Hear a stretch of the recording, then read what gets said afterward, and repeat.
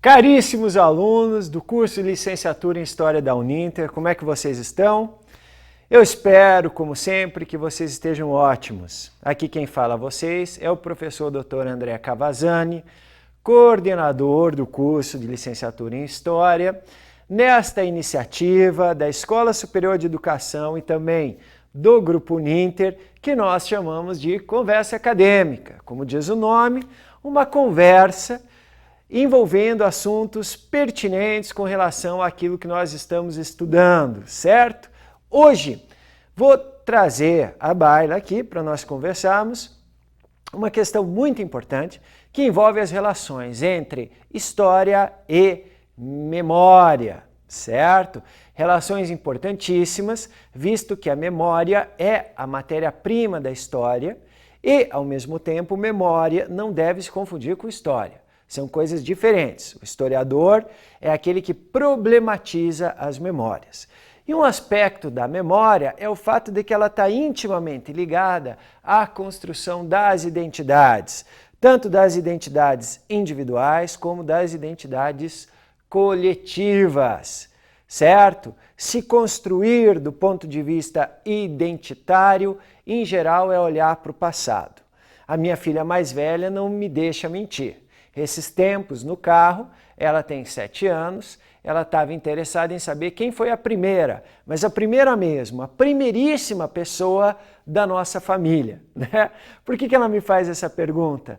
Não é inocente, porque ela está em fase de formação da personalidade e da identidade. E para formar-se, né, para entender o seu lugar, ela precisa também saber de onde ela veio, qual é o contexto, certo?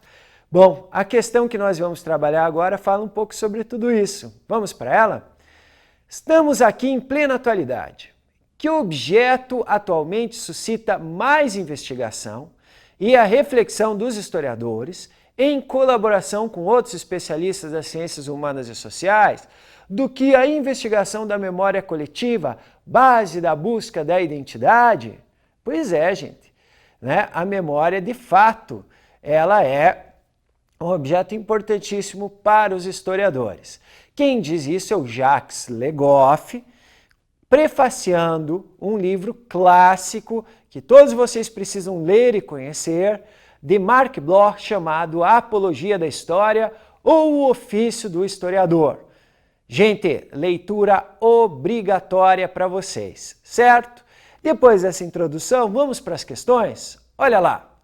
Segundo o apontamento de Le Goff, um dos objetivos da história é a construção da identidade. Conforme os conhecimentos adquiridos sobre história, assinale a alternativa correta. Sem a história, as identidades coletivas seriam construídas a partir somente da análise do presente, compreendidas pela sociologia. Não, de maneira alguma, gente. Necessariamente, quando as identidades vão sendo construídas, elas são fruto de um olhar para o passado, certo? Isso é importante. Emoções de personagens do passado dificilmente contribuem para a construção de uma identidade, uma vez que não deixam registros escritos. Não, em primeiro lugar, gente, vocês têm que tomar cuidado com generalizações, né? As emoções dos personagens do passado, muitas vezes elas podem transparecer através de depoimentos e mesmo através de registros escritos. Então, cuidado com essas pegadinhas, certo? Não é? Quando a gente escreve, a emoção também transparece no registro escrito. Quando a gente fala, e olha que eu nem falei da arte como fonte histórica. Então, atenção, as emoções de personagens do passado chegam sim para a gente, tá? Somente a história é capaz de investigar o passado sem a colaboração de outras ciências humanas como a antropologia. Meu caro, se você foi atento e leu o elemento base da questão, você viu que ali se fala sobre o historiador em colaboração com outras ciências humanas e sociais. Ou seja, a história do século XXI e a partir da segunda metade do século XX, ela é uma disciplina eminentemente interdisciplinar que dialoga com outras áreas de especialidade. O Mark Bloch é um dos principais defensores disso. Se vocês lerem o livro deles, vocês vão ver o que eu estou falando.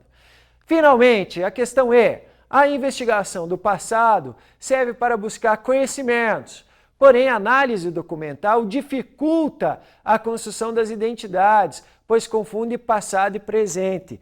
Gente, o que dificulta a construção das identidades, confundindo passado e presente, é um mau historiador.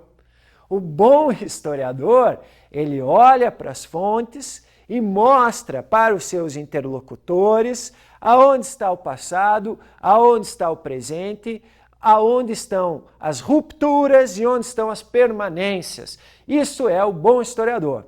Pois bem, gente, assim ficamos com a letra D.